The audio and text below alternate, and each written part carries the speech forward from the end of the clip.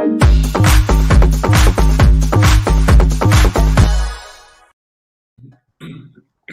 that is an example of the template for T20 cricket that India want to play. They've downed England by 50 in the first T20I of this series. We look back at that on T20 timeout with Wasim, Jaffer and Giles. So much to like about that Indian performance, Wasim. Dream day for Hardik Pandya, but let me ask you, what was most impressive about today's win for India? Well, I think you got to like the way they accelerated and the momentum they batted with. That was missing in the last T20 World Cup. We talk about all the time, but they're going with that aggressive approach, and which was very refreshing to see. They kept on that momentum. They kept on the pressure on that bowlers, and the run rate never came down under 10, and which was very impressive to see. Yeah, I mean, fair to say, Ashley, England outplayed today at Southampton? Yeah, totally. A pretty one-sided affair, but agree with Wasim. The batting really set it up. The momentum from ball one, from Rohit onwards, as is the modern way in T20 cricket, but it's never let your foot off the accelerator, and certainly India did that. Now, this is going to be a chat for the next T20I, but we're all watching India's batting, Wasim, and thinking, are they now building players to play this brand of T20 cricket? India almost having to catch up with it. I know it's one T20I, but such a big a game for a DEEPAK, HOODA, SURYAKUMAR, YADAV. They've all got the runs. Would you want to persist with this approach and this personnel? I'm not too sure about the personnel because that big guys are missing. KL and Virat are going to come back, but India will be very happy that they've got the guys to back it up every now and then whenever they are needed. But the approach needs to be pretty much similar. They can't get that foot off the accelerator from now on. This is the brand of cricket they need to play if they want to dominate this format, and it is something which we would like to see from everyone. From the bench strength as well as the main guys when they come on. What allowed India actually to play at this pace, at this level? I'm sure England would have expected also that India might play their traditional game hard in the power play, maybe consolidate. We didn't almost see an accumulation period in this game, fair to say? Absolutely. Perhaps the warm up games for them. It's not doing in Ireland any hard service there, but that certainly would have helped this Indian team. And where we saw perhaps at times during the Test match, India looked a little bit ring rusty. In this format, they just looked superb and fresh and ready to go from the start. And that just shows the depth that India have in T20 cricket now. Yeah, I guess the question that we must ask is of Hardik Pandya right now. Dream game this, Wasim? Runs with the bat, wickets with the ball. We're seeing the best of Pandya? Oh, definitely. I mean, the IPL, first of all, was an eye-opener. The way he is batted at number 4 and the way he bowled, and it just, keeps on continuing. We all know that when Hardik Pandya is fit to bowl, he walks into the side. The question was only about his bowling. But if he plays like that, he's kind of a certainty, to be honest. I feel that he needs to be a vice captain as well. But yeah, I mean, he just kind of bossed the game totally. Batted beautifully, took on the bowlers at the right time, and he bowled really well. He's very smart bowler. He hit that deck hard. He bowls that channel which is hard to hit, and surprised best of the batters from England, who are known to be a big hitters, Liam Livingston and the others. So yeah, he's a top performer. It seemed like only Chris Jordan made it hard for India. Ashley, firstly, is that the best you've seen him bowl in a T20 game in a while? And B, were the other English bowlers guilty of not replicating the same? Well, look, yeah, Jordan has had his problems in T20 cricket recently. IPL specifically, I thought he did really well today. But the big difference between the two sides up front was the movement the Indian bowlers got versus the England bowlers, and the aggression. I wanted to go back to Pandya because whatever regime he's been on, I think we all want a bit of it. We knew he was a world-class performer at his best, but that was an incredible match from him, and the pace he generated from that pitch was just extraordinary at times. Do you sense, Ashley, that India took a leaf out of the way Jordan bowled, what was successful for the only England bowler that caused problems on the night, and applied that in the second innings? Well, a little bit, yes. But I think that, again, going back to the big difference was that movement in the first few overs. I thought, well, so obviously one of the big reasons Boovi plays is because he moves the ball around, but he zeroed in straight away. I mean, that setup of almost a setup of Butler, three outswingers, and then the in-swinger to him first ball is a great piece of bowling. Arshdeep as well, really impressed. I've not seen a lot of him, but the pace and the swing he generated from that pitch. When you get the ball going sideways, and it doesn't happen often or for long in T20 cricket, it makes a massive difference. And from the start, once England were set back, it was very difficult for them to get back in the game. On Bhuvaneshwar Kumar, Wasim, you think severe blow dealt when you get Josh Butler first ball. If there was any doubt about where Bhuvi's game is at, do you think that sort of spell, that sort of performance that we saw today puts it to rest? Bhuvi against one of the best players in the world in T20 cricket, getting it right spot on, and the spell that he bowled. There should be no doubt now about Bhuvaneshwar Kumar and where he stands with India's World Cup.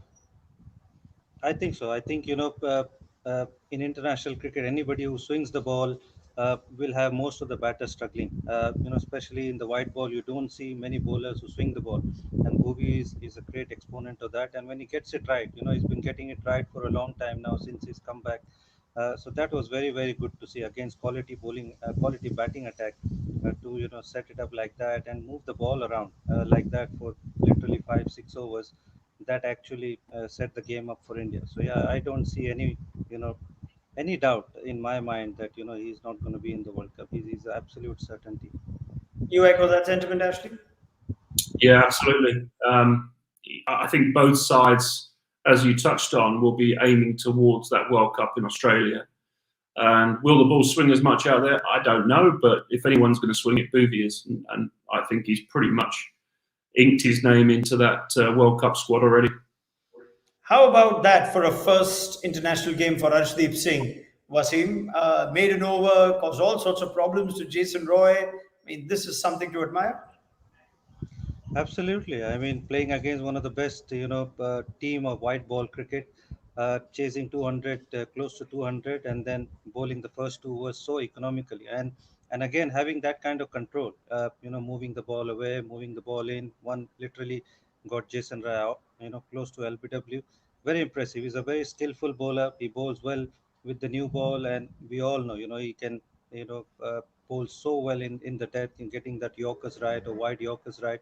So I think he's pretty much ready. Obviously, when the big boys come in, he's obviously going to make way for them. But I think he's definitely there in the backup, and he's going to be around. Hmm. I'd like to bring Deepak Hooda's innings into play here because you're thinking this is the guy who's going to make way for Virat Kohli in a couple of days' time, Ashley. Moeen Ali seemed to put the brakes on what was a good looking Rohit Sharma and a good start for India. And Hooda takes him on. How crucial was that period of play to just ensure England don't get a foot back into the game? Well, again, that's the modern way. And what was exactly most impressive about it, first or second ball came down the pitch and went, right, I'm taking you on, I'm taking you downtown. And he did it two in a row. I couldn't help but be impressed by Hooda, just with the cleanness he hit the ball and the confidence. And absolutely right. There's no room for consolidation anymore in any white ball form, but particularly this form. England, if you like, have probably led the way in the last couple of years, but this Indian side certainly showed they're not going to take a back seat. I guess this begs the question what to do with Hooda now, Wasim, going into the rest of the T20I series. Does he automatically make way for Virat Kohli, who will now be expected to play this way? We know that taking spin on early is not necessarily Kohli's strength in T20s. What does this sort of performance, this sort of template do for how you would like to see whoever bats at number 3 play for India going forward? No doubt Sorry, about Wasim, it. if you could just, yeah, you could just start that answer again. Yeah, please. We lost you in the beginning. Yeah. I think what it does is I think put pressure on Virat Kohli when he comes back, because you've got a guy who's done so well, performed consistently in the IPL, performed really well in the T20 international. So I think it's going to put pressure on Virat Kohli, and I think it might bring out the best of Virat Kohli. He's done so well. Somebody who averages pretty close to 50 in T20, which is so hard. We all know what he can do when he's at his best. So I think that pressure of performing might bring out the best in Virat. While we are looking ahead to the next T20I, I guess the question will come for Arshdeep Singh. He's not part of the squad for the next two. Would you be tempted, Wasim, to say, right, let's have a word with the selectors. Let's keep this guy on. He started something special in one game. Let's not leave him in the cold. Let's give him another game or at least keep him part of the squad. Wasim? I think so. I think the selectors, might think about, stopping him for another two, whether he plays or not. Just be part of that squad will be very handy because he's done so impressively in that one game that he's played. It will be, he'll feel bad about going back. But yeah, if he can stay back and just be part of the team, and if even given an opportunity to play even in one more, I think will help him, great deal. Are we looking at selector flexibility now as well, Ashley? You've announced a team for one game and another team for the next two, but you see something here and you go, you know what, let's keep this guy going. Would you want to do that with Arshdeep? Absolutely. I think one of the keys in the modern game is flexibility and adaptability. And what we've seen in this game is enough to say, keep this guy around the team. Someone like Bumrah coming back, he might not play the next game anyway, but why does he need to? You've almost got him nailed down anyway. Get some experience under these guys' belts, looking ahead to Australia. And a left armour we know is so important in T20 cricket, that variation. And a left armour who can bowl a pace and swing it, well, that's a triple threat. All right, let's look at Joss Butler's day at the office as official full-time England white ball captain, and hard day for him. First bowler with the bat, and had to make some interesting calls. Bowled Matt Parkinson more than we initially thought that he might. Now, Ashley, what are the takeaways from this first game for Butler, the captain, and what would you advise that he turns around before the second T20I? Well, he wouldn't have enjoyed it, clearly. First bowler, his first game in charge, Owen Morgan in the ground commentating, and suddenly, you go from a position where you're vice captain, standing a captain occasionally, to your team. Look, I don't think Joss will take it too personally. And again, this is looking towards the World Cup. I think the Parkinson move is purely, again, to get experience under his belt and see him against some of the best players of spin in the world. So they would have wanted him to bowl as much as possible. But the England method always in T20 cricket, and you lose games like this, is forget it, reload, learn from some of the disappointments and some of the tactics, but go again and go harder next time. And I expect that's what England will do. India look a different team under Rohit Sharma. Wasim, fair to say that even though eventually that series turned out differently against South Africa, when Rohit's back, sets the tone, captaincy, bowling movie at the top, having slips, etc. It's a different team under Rohit Sharma. Sorry, Wasim, if I could just get you to start that again. I can't quite hear you. Sorry. Yes, please. Yeah. Yeah, I would say definitely when India is bowling, Rohit, the captain, I feel, makes a huge impression. The changes that he makes and, the call that he takes, I think that makes a huge difference. I don't think it makes a lot of difference when Rohit comes good, then obviously he does. But especially when India is bowling, I think a captain like Rohit Sharma makes a huge difference. HARDIK Yeah. Pandya's day, it's pretty much that. Yes, Ashley, you'd like to add on to that? Yeah. So I just want to say on Rohit, I think, it'd have been easier, if you like, if Rohit got 100 and won the game as captain. Fantastic. But I think what's impressive is that, yes, he's got the team to start, but other people have really put their hand up. Some of those younger players, less experienced players anyway, coming in and doing what they've done. It's probably more pleasing for Rohit. He'd like an individual score, but he's almost played second fiddle to some of those other guys, and to win in those circumstances is always good as a captain.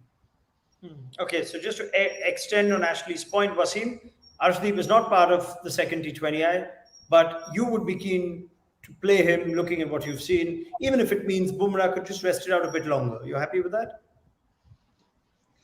I would say so. Yeah, if given a choice, HD plays and Bumrah can take a rest because, Bumrah comes back anyway, when he wants to. But yeah, what we've seen of Arshdeep, I would have given him another game. and take that confidence to another level and see how he repeats, whether he repeats those performances or how he performs under pressure again. Because this England team will definitely come hard.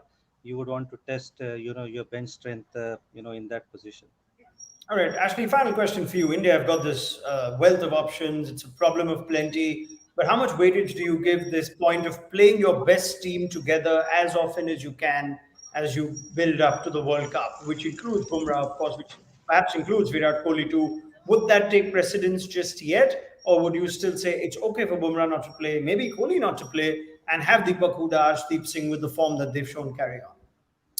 Yeah, look, I think in the shortest form in T20 cricket, you can almost get towards the eve of the competition before you play your best team. But I think right now, looking at your options, getting those less experienced guys experience under their belts is as important as playing your best team together, because we also know on the eve of competitions you can lose people to injuries or whatever. So the more wealth you've got in equality of players, the better when it comes to picking that final squad. Ashley Giles, Wasim Jaffer, this was a cracking game to look back on. So thank you very much for your time and your thoughts. More from you as the weekend comes along. Join us then on ESPNcricinfo T20 time. Or India take a 1-0 lead with an emphatic win at Southampton, courtesy of Hardik Pandya's dream day at the office.